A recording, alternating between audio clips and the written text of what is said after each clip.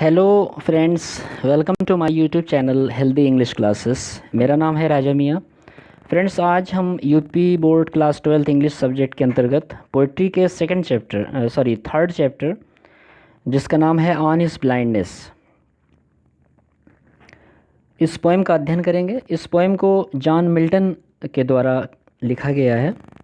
इनका कार्यकाल 1608 से 1674 तक रहा है। ठीक है फ्रेंड्स, ये यूपी बोर्ड के 12th जो क्लास है उसमें बहुत इम्पॉर्टेंट पोएम मानी जाती है और इसमें से हर साल जो है वो क्वेश्चंस निश्चित रूप से आते हैं। तो पोएम का आरंभ करने से पहले ये बताना उचित होगा कि लास्ट के दो वीडियोस में भी हमने ये बात को बताया था कि अच्छे से इसकी मीनिंग समझने के लिए और सारांश समझने के लिए इट्स वेरी इंपॉर्टेंट कि आपको इसकी वर्ड मीनिंग जो टफ़ है वो आना चाहिए। अगर वर्ड मीनिंग नहीं आ रही है तो आप कमेंट सेक्शन में लिख सकते हैं, हम उसका रिप्लाई करेंगे। और वर्ड मीनिंग अच्छे से देख लें तो ये लेसन जो है वो ये पोएम आपको अच्छे से समझ में आएगी। तो आइए सीधे टेक्स्ट पे आते हैं और पोएम का आरंभ करते हैं। इसकी फर्स्ट लाइन है, when I consider how my light is spent. When I consider how my light is spent ere half my days in this dark world and wide, and that one talent which is death to hide, lodged with me useless, though my soul more bent.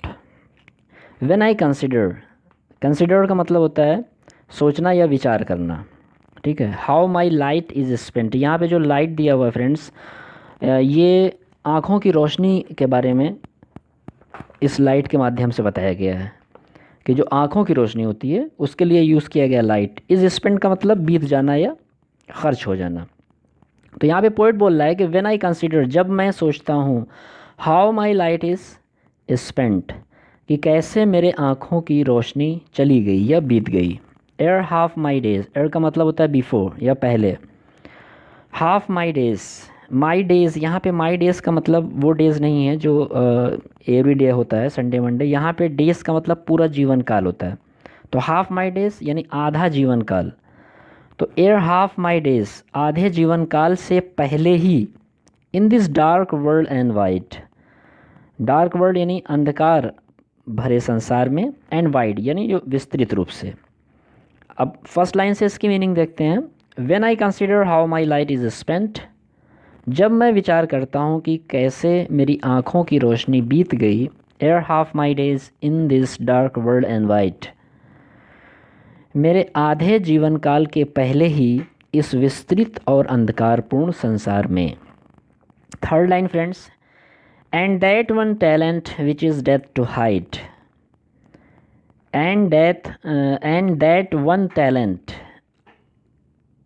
One talent का मतलब एक प्रतिभा, and that और वह एक प्रतिभा, which is death to hide, hide का मतलब होता है छुपाना, विच इज़ डेथ जो मृत्यु है, टू हाइड छुपाना, अर्थात जिसको छुपाना मृत्यु के बराबर है। और वन टैलेंट, तो देखिए ये बात हो रही है पोइट की, तो पोइट का टैलेंट जो होता है वो पोएम की रचना करना होता है, कविताएं लिखना होता है।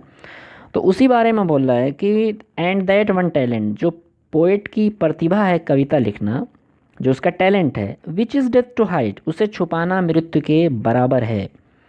लॉज्ड, यहाँ पे दिया हुआ है lodged, with me useless, lost का मतलब होता है पड़े रहना, यूजलेस का मतलब बेकार। ठीक है, तो लास्ट यानी पड़ी हुई है, विद मी मेरे अंदर, यूजलेस बेकार, अर्थात वो प्रतिभा मेरे अंदर बेकार पड़ी हुई है।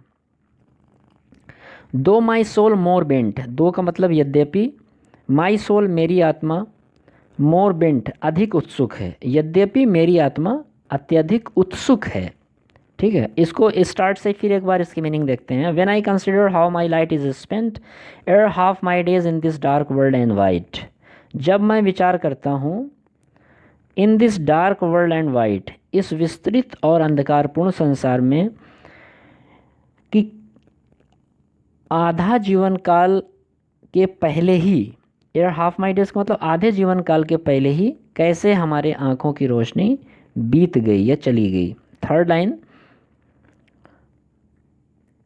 And that one talent which is death to hide, और वह एक प्रतिभा जिसको छुपाना मृत्यु है, लास्ट विद मी यूजलेस, मेरे अंदर बेकार पड़ी है, दो माई सोल मोर बेंट, यद्यपि मेरी आत्मा, दो माई सोल मोर बेंट का मतलब यद्यपि मेरी आत्मा अत्यधिक उत्सुक है। किस चीज़ के लिए उत्सुक है? To serve there with my maker and present true account.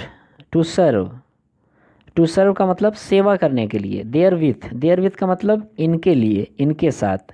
किसके साथ? जो पोएट है वो सेवा अपनी किसके माध्यम से कर सकता है? पोएम के माध्यम से कर सकता है, रचनाओं के माध्यम से कर सकता है। तो इन सारी चीज़ों के लिए यहाँ पे आया है देयर विथ का मतलब जो उसकी रचनाएं हैं। My maker and present, to serve there with यानी मैं सेवा करूं इनके साथ, किसके साथ? रचनाओं से, कविताओं से। माई मेकर, मेकर का मतलब रचयिता, रचयिता का मतलब गार्ड, यानी यहाँ पे जो मेकर है वो उसका सेंस गार्ड से है, ठीक है। तो पोएट बोल रहा है कि हमारी, यद्यपि हमारी आत्मा अत्यधिक उत्सुक है सेवा करने के लिए कविताओं के माध्यम से अपने गॉड की, एंड प्रेजेंट, और प्रस्तुत करने के लिए। प्रेजेंट का मतलब होता है प्रस्तुत करना। क्या? माई ट्रू अकाउंट, अपना सच्चा लेखा जोखा, जो भी उसने काम अच्छे किए हैं, बुरे किए हुए हैं, वो सारी चीज़ें जो है उसका सारा हिसाब किताब भगवान के सामने प्रस्तुत कर सके, ऐसी उसकी आत्मा सदैव करने के लिए उसे प्रेरित करती है। लेस्ट ही रिटर्निंग चाइट, अब सेकंड लाइन यहाँ पे देखें, लेस्ट ही रिटर्निंग चाइट। लेस्ट का मतलब होता है कहीं ऐसा ना हो, ही यानी ही जो है ये यहाँ पे ही भगवान के लिए आया हुआ है, ठीक है। तो लेस्ट ही रिटर्निंग चाइट, कहीं ऐसा ना हो कि भगवान रिटर्निंग चाइट कि बदले में, रिटर्निंग मतलब बदले में, चाइट डांट दे। चाइट का मतलब होता है डांटना या फटकारना। तो यद्यपि हमारी आत्मा अत्यधिक उत्सुक है अपने काम से, अपनी रचनाओं से भगवान की सेवा करने के लिए और उसे प्रस्तुत करने के लिए अपना पूरा हिसाब किताब, लेकिन कहीं ऐसा ना हो कि बदले में, रिटर्निंग यानी बदले में, भगवान उसे डांट दे। Doth God exact day labour light denied, third line देखें, क्या भगवान, यहाँ पे डथ का मतलब डज है, डथ गॉड एग्जैक्ट, एग्जैक्ट का मतलब होप करता है या आशा करता है या उसे ऐसा लगता है भगवान को। डथ गॉड एग्जैक्ट, क्या भगवान ये आशा करता है, डे लेबर, दिन में काम करने की या दिन भर काम करने की, लाइट डी नाइट, ऐसे व्यक्ति से। लाइट डी नाइट का मतलब ऐसा व्यक्ति जिसकी आंखों की रोशनी चली गई हो। आई फॉन्डली आस्क, ठीक है, I fondly ask but patience to prevent, मैं मूर्खतापूर्वक, मैं का मतलब यहाँ पे पोइट से, पोइट जो है वो भगवान से ये सारी जो ऊपर उसने बताया है बातें, ये पूर्वक उससे पूछ रहा है भगवान से। बट पेशेंस टू प्रिवेंट, लेकिन जो उसका धैर्य है वो उसे रोकता है, ठीक है। इसको एक बार और देखते हैं। To serve there with my maker and present, की सेवा करूं इसके साथ अपने भगवान की और प्रस्तुत करूं अपना सच्चा लेखा जोखा। लेस्ट ही रिटर्निंग चाइट, कहीं ऐसा ना हो कि बदले में वो उसे डांटे। Doth God exact day labour light D night, क्या भगवान दिन भर काम के लिए कहता है या काम चाहता है हमसे, लाइट डिनाइड, जबकि रोशनी आँखों की चली गई है या नहीं है। आई फॉन्डली आस्क, मैं मूर्खतापूर्वक ये सारी बातें जो है वो पूछता हूँ। बट पेशेंस टू प्रिवेंट, लेकिन धैर्य रोकता है। आगे देखते हैं फ्रेंड्स।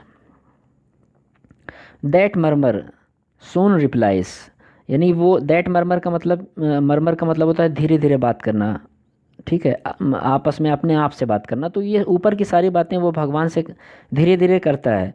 और सोन रिप्लाइज, जो उसकी जो आत्मा है, जो उसका जो पेशेंस है, वहाँ से वो रिप्लाई होता है, उसकी जो पेशेंस है, जो उसका धैर्य है, वो रिप्लाई करती है। गॉड डथ नॉट नीड, अब जो उसको रिप्लाई मिलता है, मतलब अपने आप से, अपने पेशेंस से उसको जो रिप्लाई मिलता है, वो बोलता है कि गॉड डथ नॉट नीड, अर्थात भगवान नहीं चाहता है, कोई ज़रूरत नहीं है। नॉट नीड का मतलब आवश्यकता नहीं है। इधर मैंस वर्क, किसकी आवश्यकता नहीं है? ना तो किसी, इधर का मतलब होता है ना तो, मैंस वर्क किसी भी व्यक्ति के काम की भगवान को आवश्यकता है। आर हिज ओन गिफ्ट, ना ही उसे अपने आप से कोई गिफ्ट चाहिए, भगवान को अपने आप से भी कोई गिफ्ट की आवश्यकता नहीं है। हु बेस्ट, अब यहाँ पे देखिए दिया हुआ है कि who best bear his mild yoke. Who best का मतलब जो सबसे अच्छे तरीके से, बियर का मतलब बर्दाश्त करता है यानी झेलता है, ठीक है, BEAR, बियर का मतलब होता है सहना। हु बेस्ट बियर, जो सबसे अच्छे तरीके से सहता है, हिज मिल्ड योक, ध्यान दें, मिल्ड योक का मतलब होता है कि दुख दुख होता है या जो भी तकलीफ़ होती है इंसान को, तो उसके लिए यहाँ पे आया है मिल्ड योक। तो यहाँ पे बोला गया कि who best bear his mild yoke, his आया है भगवान के लिए।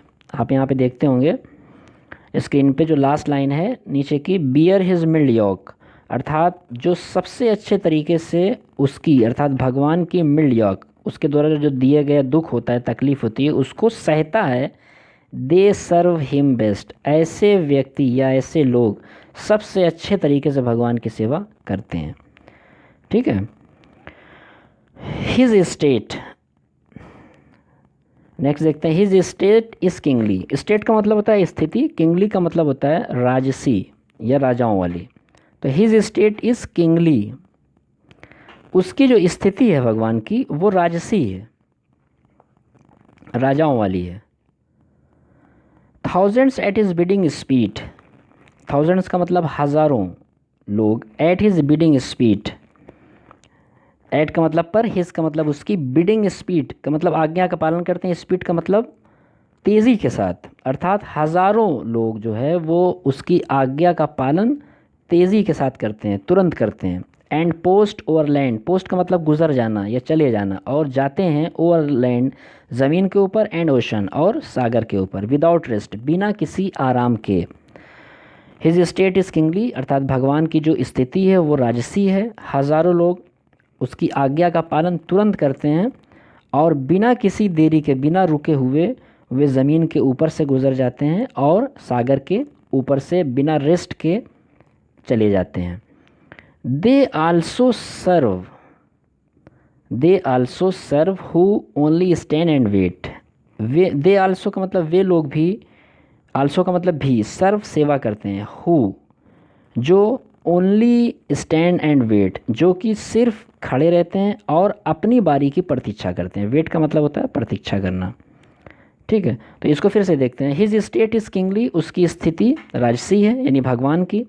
Thousands, thousands at his bidding speed, यानी हज़ारों लोग या हज़ारों दूत जो वो भगवान के हैं वो उसकी आज्ञा का पालन करते हैं। बिडिंग का मतलब होता है आज्ञा का पालन करना, स्पीड का मतलब तेज़ी के साथ, तो हज़ारों लोग, हज़ारों दूत उसकी आज्ञा का तेज़ी से पालन करते हैं। And post over land and ocean without rest, और ज़मीन पर और सागर पर तेज़ी के साथ बिना रुके हुए, बिना आराम के चलते रहते हैं। दे आल्सो सर्व, वे लोग भी उसकी सेवा करते हैं। Who only stand and wait, जो केवल खड़े रहते हैं और अपनी बारी की प्रतीक्षा करते हैं। तो फ्रेंड्स, इस तरह से ये पोएम एंड होती है। आई होप, हमें आशा है कि आपको पोएम पसंद आई होगी। अगर पोएम पसंद आई है, अच्छी लगी है, तो प्लीज़ शेयर करें, और चैनल पे नए हैं तो चैनल को सब्सक्राइब करें। कोई भी क्वेरी हो, कोई भी क्वेश्चन हो, कोई भी प्रॉब्लम हो, कुछ पूछना हो, तो आप कमेंट सेक्शन में आ सकते हैं और वहाँ पे अपनी बात को रख सकते हैं। तो मिलते हैं नेक्स्ट वीडियो में, तब तक के लिए जय हिंद।